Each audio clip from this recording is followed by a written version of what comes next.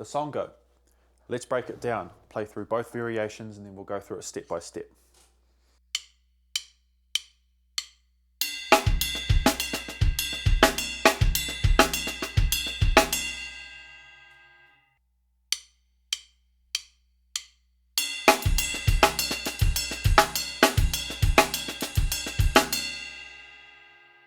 Cool, so breaking it down, we'll start with the right hand on the ride cymbal, and this is groove 1.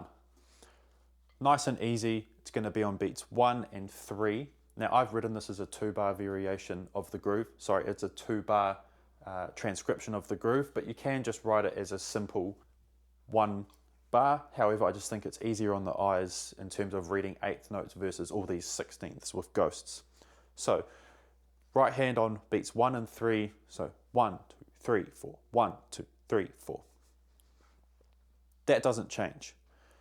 The kick drum, it's going to be on the and of 2 and then 4. So notice how it doesn't actually line up with the right hand at all, but it is a good anchoring point for both. So I'll play those two together and then we'll move on to the snare.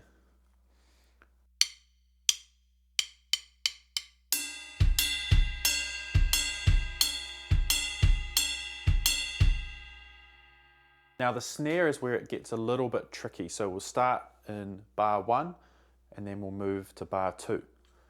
I prefer to break this up in chunks of actually all 3 limbs, as I think it's a bit easier to conceptualize or get into your head. So let's do the first half of bar number 1. 3, 4. Nice and easy, right?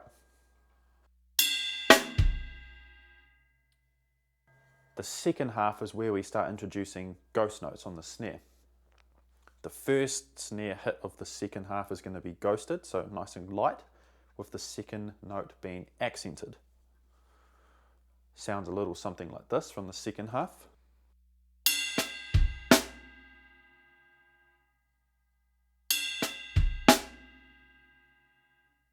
Putting the whole first bar together should sound like this.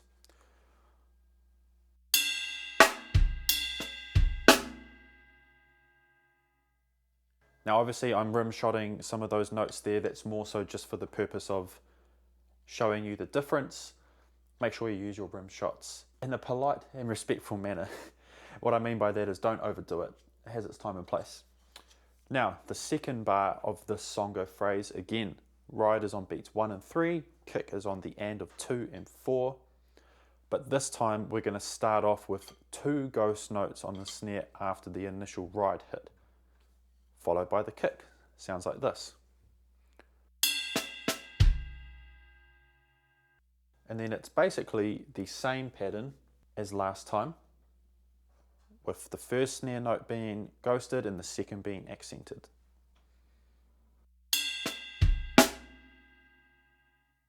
Putting that second bar together. Now, let's put both of those together, bars 1 and 2, for the complete Songo groove.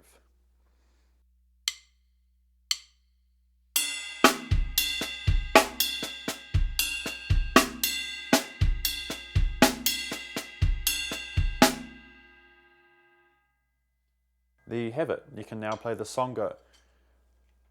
Take it up in tempo as once it gets flowing. I personally think it gets a little bit easier, as you can see. But it's probably going to take a little bit of coordination if you've never done it before. Now, the second variation is exactly the same aside from the ride cymbal. This time we're going to be playing 1, 2 and 3, 4 and 1, 2 and 3, 4 and. Sounds like this.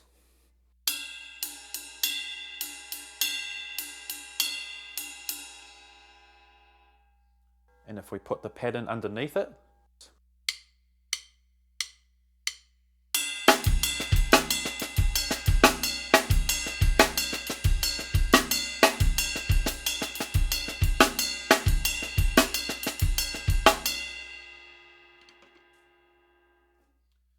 there we have it, the Songo. You can start playing around with moving some of the accented notes and unaccented notes around the toms, gives you a little bit of that extra flair.